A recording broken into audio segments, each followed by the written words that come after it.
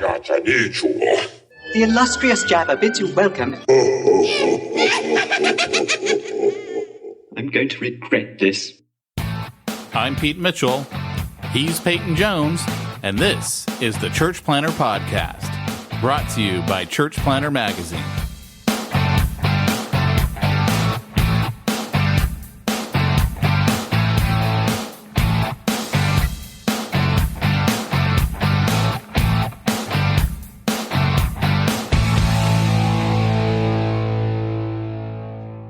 Hey, Church Planter, this is Pete Mitchell.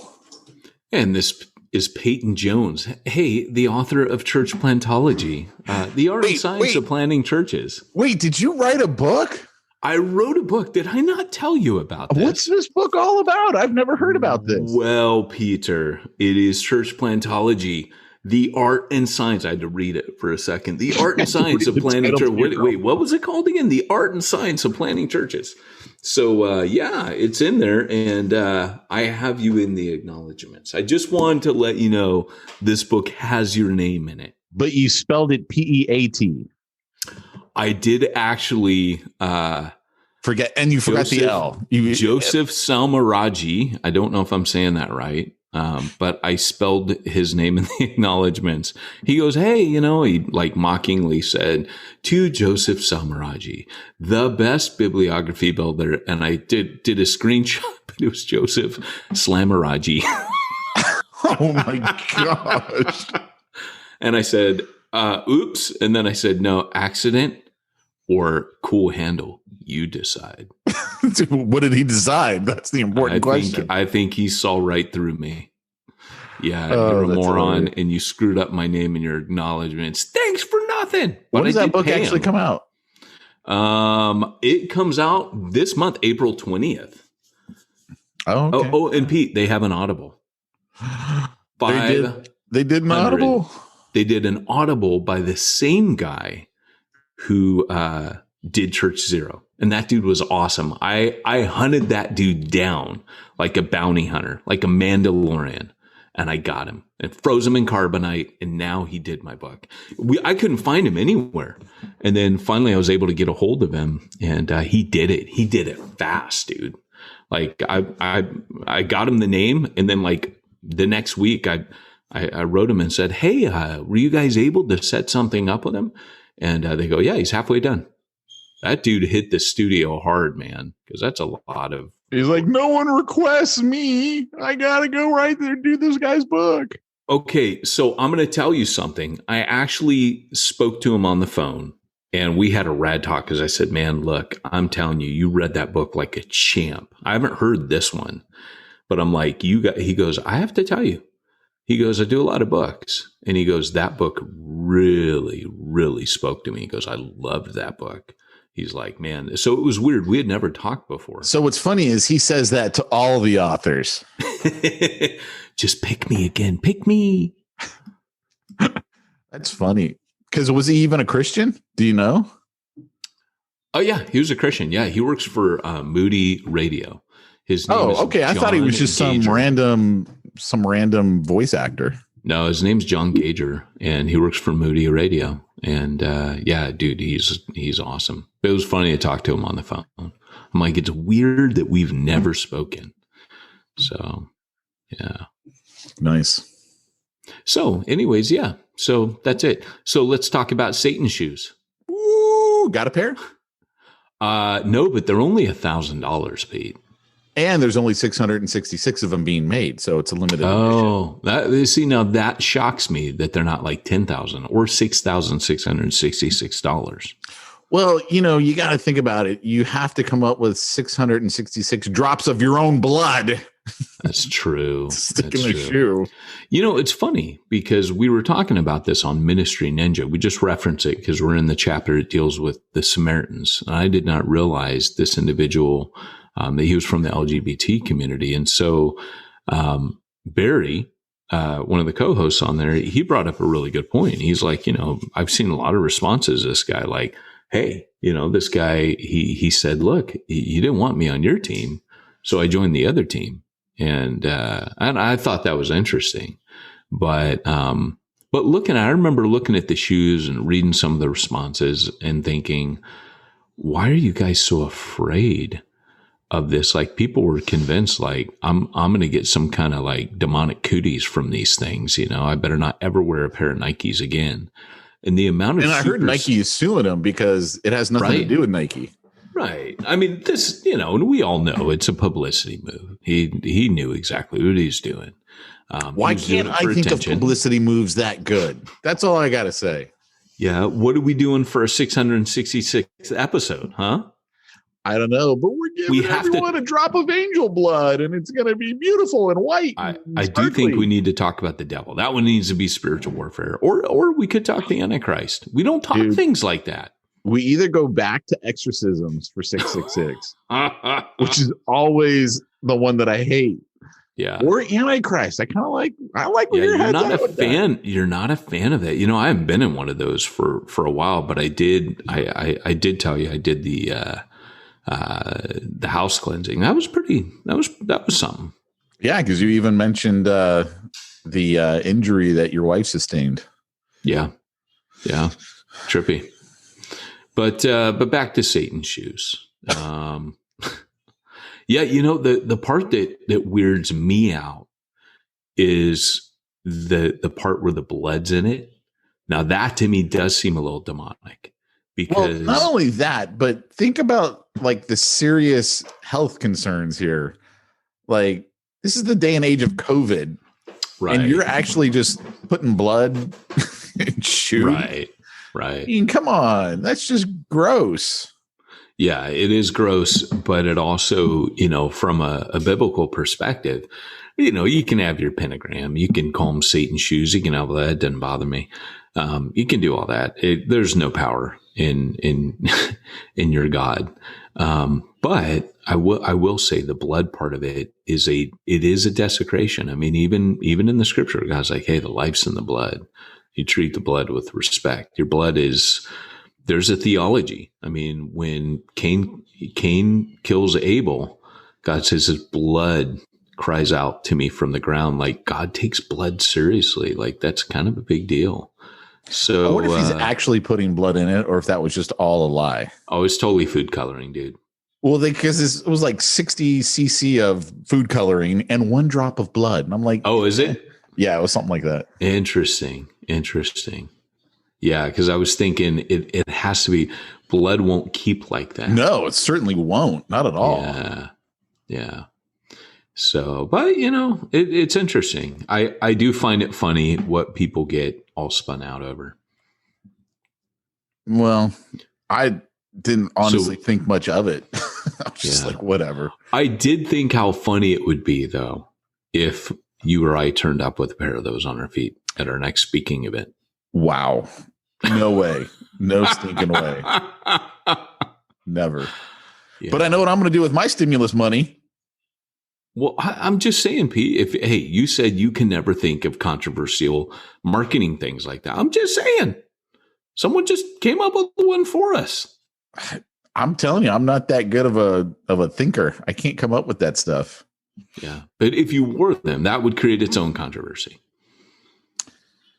You would be on Preachers and Sneakers. No, I wouldn't, because I'm a nobody. Like, you might have told your publisher I'm an influencer, but come on, I'm a nobody. You are. You run the Church Planner podcast, Pete. And hasn't God punished me for that? Yes, perhaps. That reminds me of there was a scene in Cheers when remember Frasier was with Diane, and then Sam ends up taking Diane away from Frasier. Yeah. And Sam and Frasier are talking one time, and he's like, I'd never do anything to you. And he goes, what about Diane? He goes, and didn't God punish me for that? That's great, man. I've never seen Frasier. I've seen it. I mean, it was good. It was good as far as sitcoms go. That's what I heard. Most it was like number one show in America for years. I ended up never seeing these number one shows. Yeah, it was number one. Seinfeld was obviously sitcoms. Seinfeld, I saw loved that, of course. Yeah, it was good. I quote it on a regular basis. Somebody in a prayer meeting this morning was like, Peyton, Noah. And I go, no, when you say it like that, it just reminds me of Newman. I mean, I can't even do it. The amount of hatred that when they would say each other's name, Jerry. Yeah, Newman. that was good. That's one of my favorite parts of that whole show. Is just when those. There was a great scene when Kramer had gone to the roof and like put butter all over himself and he laid out in the sun, and then Newman sees him and Newman's like, yeah, you look good right now. Like he was a big chicken or something. So funny. That just takes me back to Warner Brothers, to the times where, you know, the cartoon characters will lick each other and they'd see a big pork chop or a ham bone or Those were the good old days back when cartoons were fun. Oh yeah, cartoon Warner back Brothers. before cancel culture. And now they cancel all of my favorite cartoons. You see how many Sam's got no guns? I mean, he just now just does nothing. I mean, what does he do then? Does he like shoot off firecrackers out of his hands? That's it. No guns. Just that's great. He stomps his feet a bunch. That's rad. Darn it to heck.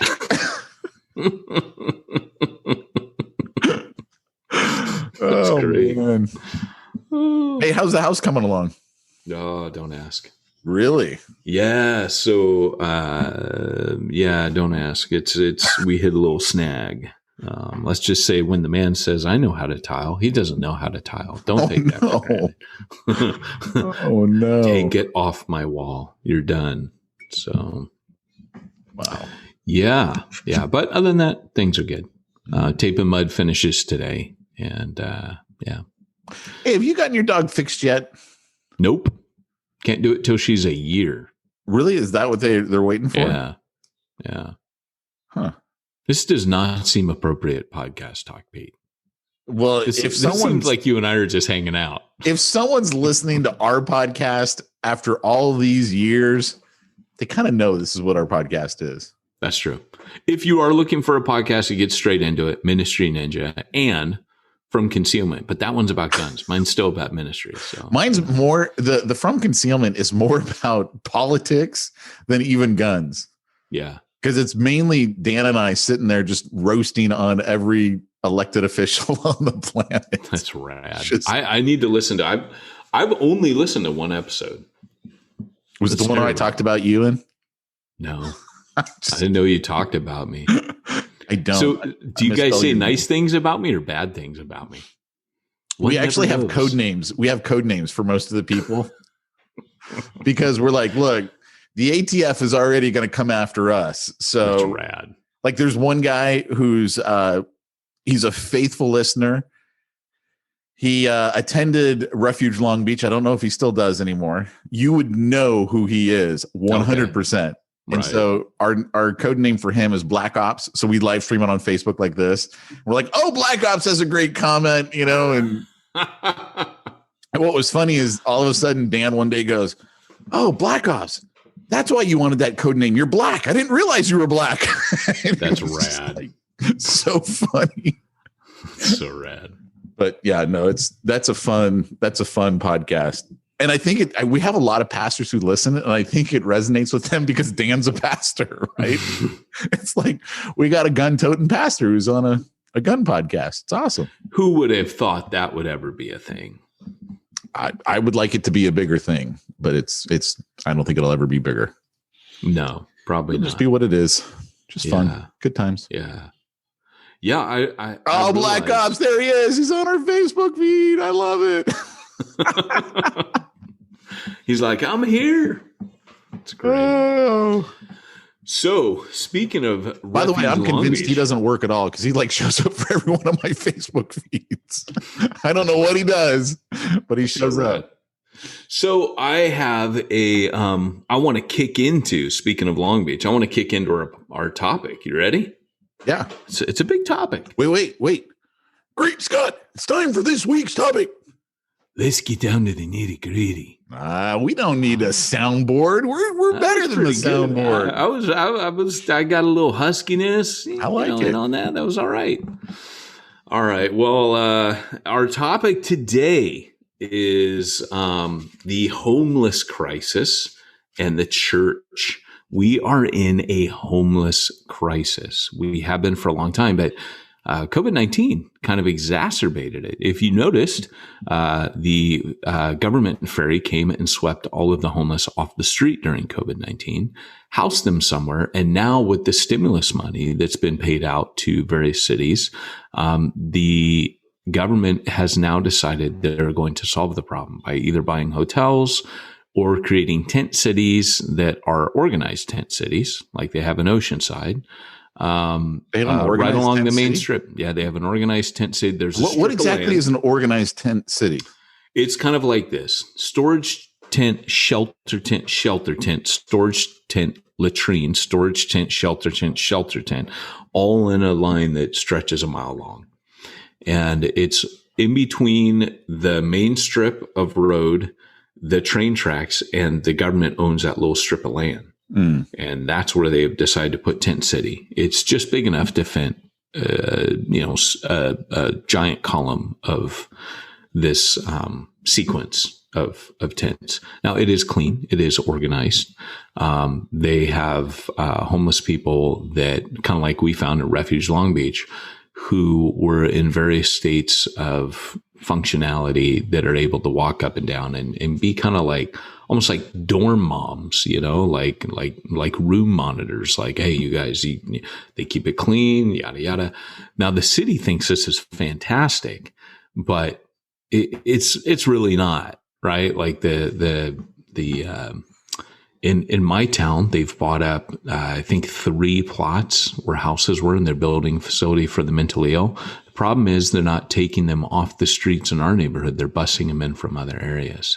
And so nobody really has any clue what's going on. All we know is that COVID has kind of thrust the crisis that's been building and growing in the last 10 years, and just really brought it to a head. And so then the question is raised, what is the church's role in this? Because I'll tell you, at Refuge Long Beach, that very much became a part of our ministry because it was a very real part of the neighborhood we were in. So if you're listening in a rural community where you've never seen a homeless person, you don't even know what it is we're talking about, this probably is not going to be as big of a help. But if you're in a major city, you know exactly what we're talking about. And we should have had that guy Jay on the podcast from the documentary on Netflix, the pastor in that South Dakota town where he let all the fracking was going on, and he let them all live in the church. Did we interview him or not? No, we just talked about it, right? We never interviewed him because I think he kind of threw him under the bus in one of our episodes accidentally. And I think he listened to it and it was like, maybe I'm not going to go on their podcast after. Oh, really? Did I throw him under the bus? Yeah. The things I say. I know, it wasn't me. The other guest that I still think about and kind of mourn that I didn't get him was a guy that got rescued off that island. Remember that? Yes. And I still kind of wish, because he's like, I started praying, like he'd, and then he tell everyone the story. You can't tell them about got rescued off the island. I don't remember the story. I just remember island guy who got rescued. Where in the world was it? I don't remember. See, I'm terrible. Dude was a fisherman in like some part of the world. He like loses his boat and he swims to an island, a deserted island where there's just tons of islands everywhere.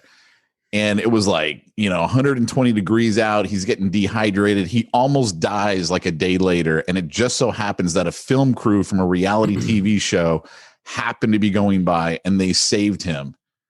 And it was literally just out of the blue, just happened to be coming by, filming a reality TV show, and the dude gets saved. Otherwise, he would have died on that island. So cool. Yeah, and he was, it was kind of like The Castaway, the movie The Castaway, but it was like the real deal. And I'm like, but it would have been dead in a day as opposed to living there for 5 years. Or we need to get him on the podcast, eh? I don't know. Just because it was interesting, it had nothing to do with church planning, and we never did it. All we got to do to find him is just Google who's been deserted on an island and got saved by a reality TV crew, and then boom, we'll find the guy. That's true. And then we got to contact him in whatever country he lives in to get him to actually show up. Absolutely. And he's like, yeah, that'd be $1,000. Yeah, now he's like $666, and I need to get my tennis shoes. Oh my gosh. So, anyways, so going back to this, what's interesting, you know, my pastor, because those of you that know, right now I'm not planting, I'm helping a little church plant. He actually spoke on this. He had a real burden, and he was talking about it, and he just shared a little bit about, hey, you know, like in our city, this is where I was going. In our city, we have, the city council, most city councils are worried about it. Historically, Ronald Reagan emptied, he cut the funding that went to psych hospitals. So what happened was suddenly you had an influx of people out on the streets. Now, there is not a lot of care for homeless people long term. I mean, it's short term. You know, they get picked up by the police, taken to an emergency room. A doctor will evaluate them. They'll be put on a 24 to 48 hour hold. They'll be taken to a lockdown facility. They'll get stabilized. They get turned back out on the streets. They don't get their medication. It's a revolving door. They'll be back in short term, get stabilized. So when I worked in a lockdown unit in Southern California, the busiest psych hospital in SoCal, I knew homeless people by name. Like, I just knew him. Oh, he's back. Okay. Boom. And so what we haven't done is by cutting that government funding, we haven't created a solution. It's a very expensive solution, but it's also a very expensive problem. And what societies are feeling right now is, hey, we're not dealing with the problem. What the government is now doing is saying, hey, society, city, we can't deal with it. You deal with it. Here, they're out on your streets now. And now with the stimulus money, they've been buying hotels. They've been, like I said, demolishing buildings, building a center. Things are happening. But the problem is the insurances are in the middle. There's no end of programs for people to go through. But if you don't have somebody coming alongside homeless people, you won't actually see the change. So the return back to homelessness, I heard my pastor shared this statistic, it's 80%, right? Which is about what we saw, right? Like we were able to help a few people get up and off the streets. We worked with local businesses to get them in the community, but it was the idea of withness. We were with them. We advocated for them. We held their hand and discipled them. So what you're finding is that people who run homeless programs, shelters, this and that, there's no one I've ever met that works with homeless on a regular basis, and I mean professionally, like in a secular sphere, who has ever said, we don't need the church can't help us. It's the opposite. They say we need church communities to help us because the programs are here. What we can't do is come alongside and disciple and mentor and befriend and almost be kind of like what an AA counselor is or sponsor to an addict. It is a full-time discipleship. It is taking umbrage, responsibility, and actually walking through with them, getting involved in their lives. Recently, this week, in my inbox, I got something very interesting. I've just kind of been chewing on it a bit, and I kind of want to check it out, but it's from churchleaders.com. And the headline was free mental health coach training, details inside. So it says, watch a video about a COVID evangelism opportunity to qualify. And it's Dare to Care. I don't know anything about these guys, so I'm not advocating this, but it says mental health coach first responder training, 101 foundations of mental health coaching. So there's some type of certification, and it's got the AACC, the IBCC. These are These are recognized Christian care agencies that certify, and you can get certified. So you can imagine, going to a city council meeting, which many city councils will have, like in Oceanside, California, they've got a community meeting where they invite church leaders to discuss the homeless issues. And obviously during COVID, all that stopped. All meetings like that stopped. But now we've got a crisis that's right on our doorsteps. So the question is, what can the church do? Well, the church does need to get involved. The church is necessary for many of these programs to work, because the church needs to be a bridge. So this is one of the things that, for me, if I'm planning a church, you don't have to be a homeless ministry church, but you can't be like the parable of the Good Samaritan. You can't be the priest or the Levite that just walks down the road and just goes, that's not my problem. I got, man of God, churchy religious things to take care of. I'm too busy. I can't do that. Somebody has to stop, right? Somebody has to. So if your church plant isn't caring for the marginalized, and the homeless would be the marginalized, and there's an issue. Now, let me say this. Do not be like the churches that just go give them things and enable them. And so picture, like, we're in Refuge Long Beach. One of the things we did was we ate a meal as a church. Now, there were homeless people there. They came to our church, and we learned to eat together. That was something having homeless people in our community taught us, but it was very first century. But what we were careful not to do in talking with the city's like, please don't bring them food all week. Please do not come and enable them. We are trying, if you really want to help, find you do your church service, find the meal becomes a doorway to get to know them. It becomes a front porch, but please do more than that. Please get involved with them and help them step up. And that became our mission, because they're like, look, the residents are going to hate you as a church if you come into the community and all you do is give them tents and blankets and food to keep living in that neighborhood. That's going to be a problem. And the citizens of the street, the neighborhood you're in, will hate your guts, because you are enabling their front yards to be pooped in, their houses and garages to be broken into, their garden sheds.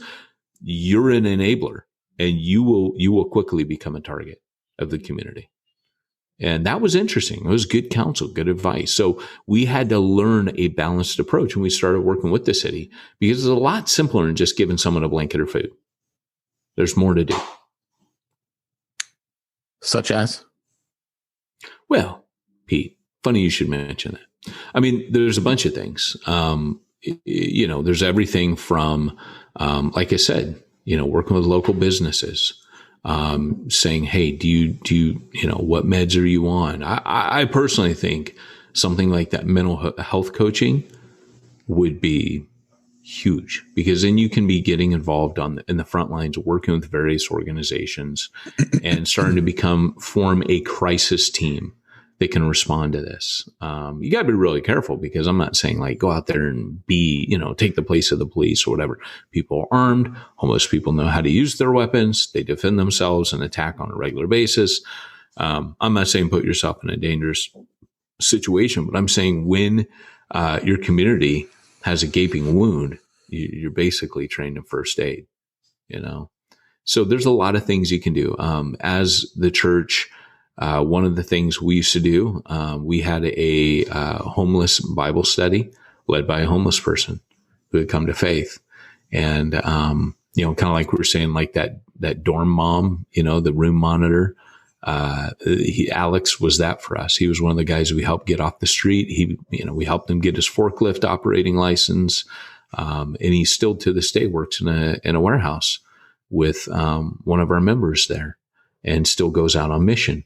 And that would be, that's the goal. That's got to be the goal. But if I told you the number of man hours and effort that it took on behalf of some of our people to get Alex where he needed to be, I mean, there's a couple of things. Number one, person has to be ready to go there. Like you can't, oh, come on. You're pulling someone who's just dragging their feet. You don't ever do that. you identify the people that really do want to get out of their situation and are capable. Some people are not capable of escaping their homelessness, and you have to recognize that. So where does it go? How do we help? So that's kind of where it's at, man. Those are some of the things you got to do. See, a lot of this reminds me of Bob Goff, and we had him in the magazine. Oh, was he on the podcast too? No, we've never interviewed him. Yeah, so he was in the magazine. I think he gave us an article or something like that. And the gist of it was pick a fight. Like, you got to pick a fight with something. Yeah. Yeah. And like, let me give you an example here. One, this guy I went to college with, we connected up a couple of years back, and we had both gone to the same church for a while. And we were talking about family. And I think they either adopted a couple of kids or they were foster kids. I couldn't remember what. And he goes, well, you remember, at Parkcrest, which was the name of the church that we'd both gone to, he goes, they had a big push where they were really like, hey, we need to get involved in the community. And that was the fight that they picked, was foster kids. Like, we need to step up as a church and start, taking on foster kids. And they took it seriously. Right. And it was a fight that people could get around, and they were attracted to it. And apparently a lot of people took on foster kids, and some adopted, like I think this guy did. I don't remember exactly. It could have been long-term fosters too, for all I remember. But your church needs to pick some sort of fight, right? That everyone can look at and go, this is worthy of getting behind. I look at my current church, and they're very big into missions. And so, like, right now, and they do this every year, they have all their missionaries, they're either in town, and they'll each take a Sunday and give like a little report on this is what we're doing. Or like right now, a lot of it's being done via video because of COVID, and maybe not be able to leave where they're at and re-enter the US or whatever. But that's like their fight. Their fight is missions. Like, we're really big on that. And I would say the homeless one is one that most people can get their minds around, especially millennials, right? This is a big deal to millennials. So you can totally reach out to the millennial community by being like, this is our fight. This is the one we're picking. Well, that's it. I mean, giving, if it's not mental health assistance, it's maybe addiction recovery assistance. It's like a sponsorship. Sorry. Hey, Eden, I'm doing a podcast, babe. Stop yelling for mom. She's outside. Only professional here on the Church Planter podcast. So, and if it's not that, like Alex, it could be, a matter of, guys like, I don't have an address. We used to get that a lot where they're like, I don't have an address. I applied for a job, but they want an address. Can I use the church's address? Yes, you can. So, we tended to do little things for people that we could to help them step up. I know that this week, and I've got to check on it, one of our guys over at Remnant, which is now the mission that is launched out of Refuge Long Beach after the merger, is they are there and they're like, hey, we're going to get this couple to rehab. And that he's put himself in the place of a sponsor, and he's with them every day until they got to rehab. And I had to say, hey, you need to really be there for them in the last 24 hours, because before someone goes into rehab, they party hard, because I think, it's the last dance of Mary Jane. I'm going to, one more time to kill the pain. Right. Right. And so unfortunately, when people overdosed, they would overdose before they came in on methadone or whatever it was. And then unfortunately they would die in rehab, because, just is the way it works. It's what people do. And so it's a high danger of overdosing either in your first 24 hours after you get into rehab or right before you get there. And so, there's a lot, and it's like any type of first responder work. There's a lot of trauma. It saps your energy. So the church community, there's a lot you can do. But one thing I would say, like Pete was saying, when you pick a fight, this is one of those fights, kind of like in Russia, right? In Soviet Union, fight pick you, like this is one of those things where the homeless fight has picked the church. You don't get to pick this one. This is a crisis on your doorstep. And like I said, if it were not, there's so many other issues where I feel, it's kind of like James said, to care for the widow and orphan. True religion is this. You kind of have to deal with that one because the scripture tells you this is what you need to be. This is true religion, to care for those who can't care for themselves. But then with the homeless issue, it's the dude sitting on the side of the highway.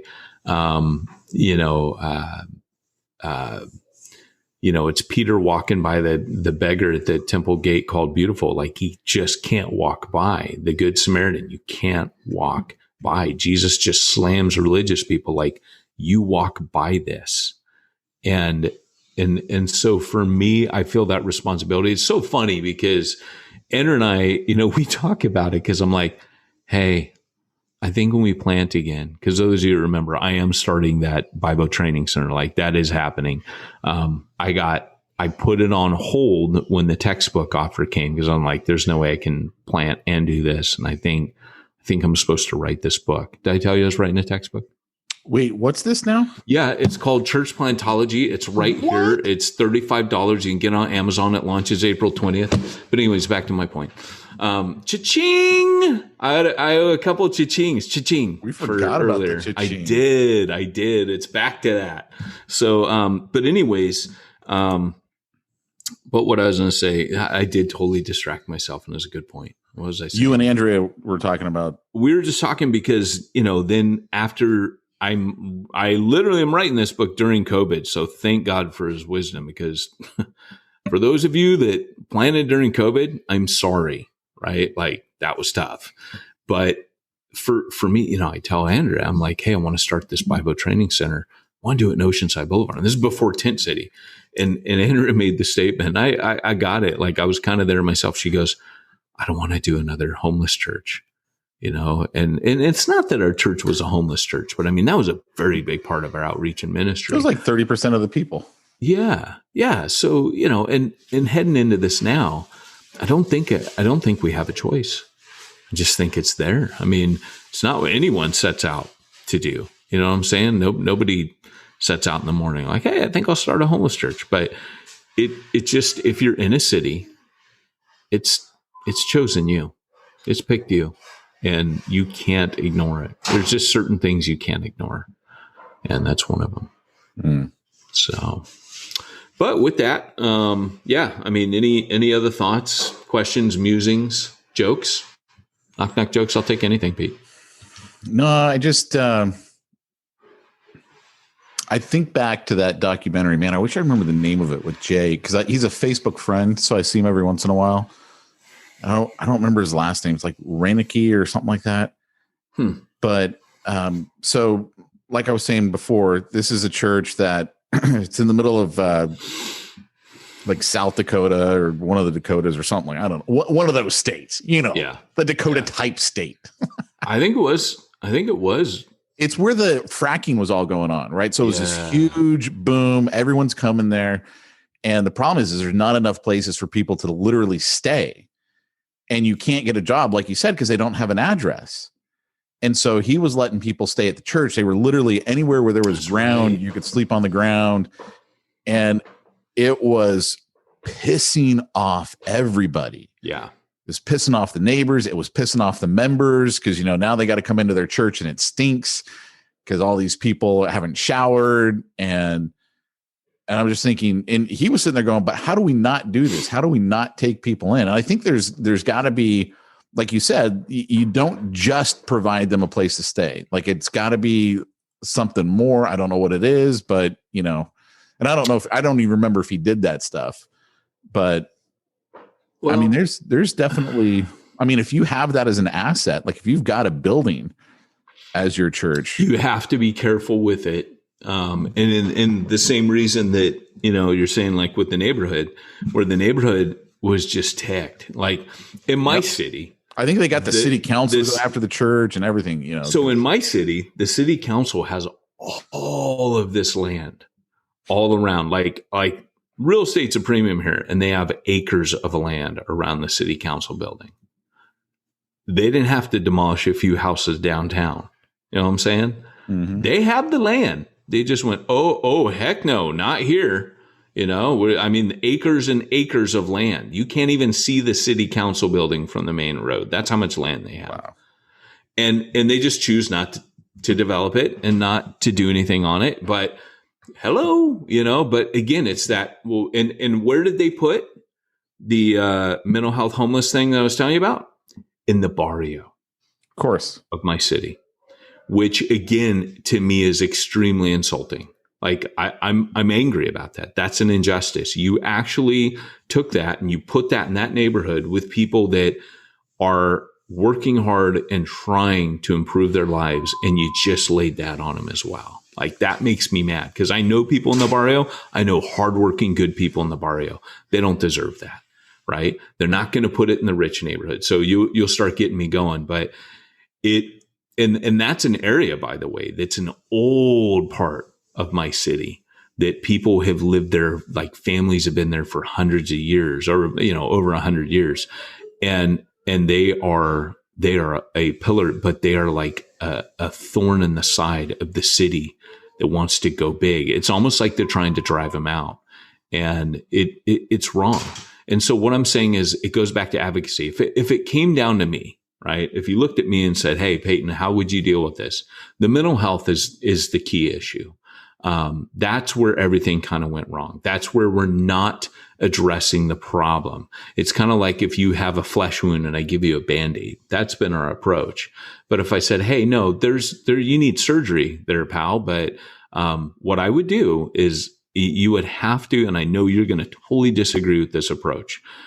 To me, this is a government issue. The government needs to do it because either nobody else is, or nobody's capable. We have a lot of programs, tons, no end of programs, but we don't have the mental health stuff that we actually need. And the problem with working with the existing system is insurance is involved in corrupting everything. So the people end up suffering. If the government, unfortunately, it would be worse if it was just government only, because look at the VA.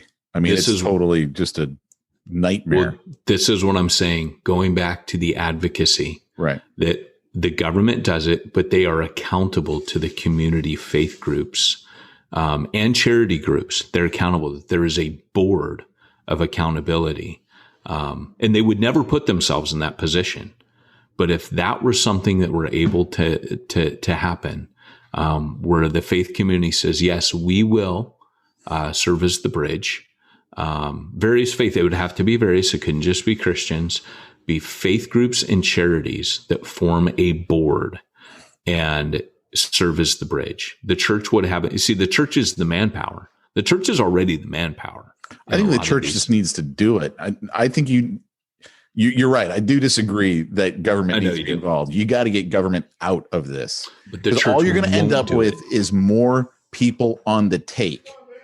All these churches and nonprofits, they're going to get bought off like it has historically. Like whenever money is not accountable, this is where the corruption comes from. So we have to get rid of that. And of course, Peyton's of course talking to people off camera, which is, nothing but a professional podcast here.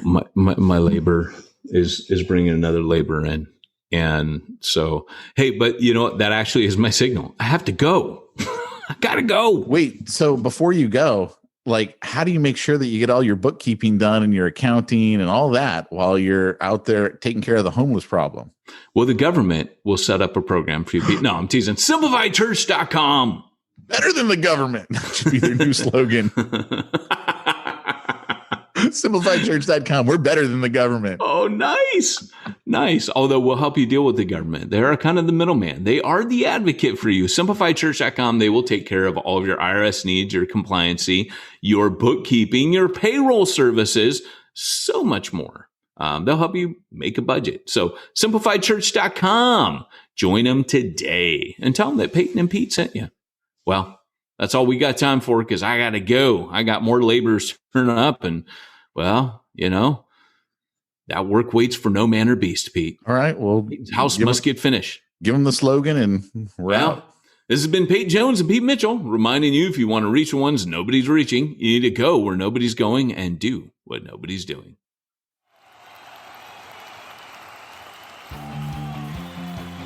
Thanks for joining us for another weekly episode of the Church Planter Podcast with Pete Mitchell and Peyton Jones. We'd love to hear your comments on this episode of the Church Planter Podcast. Visit us online and let us know what you thought at churchplanterpodcast.com. If you subscribe to us via iTunes and have enjoyed the podcast, leave us a positive review. The more positive reviews we receive in iTunes, the more iTunes will promote us to other church planners who would benefit from this show. This podcast is brought to you by the Church Planter Magazine, which is available in the iTunes newsstand or online via churchplantermagazine.com.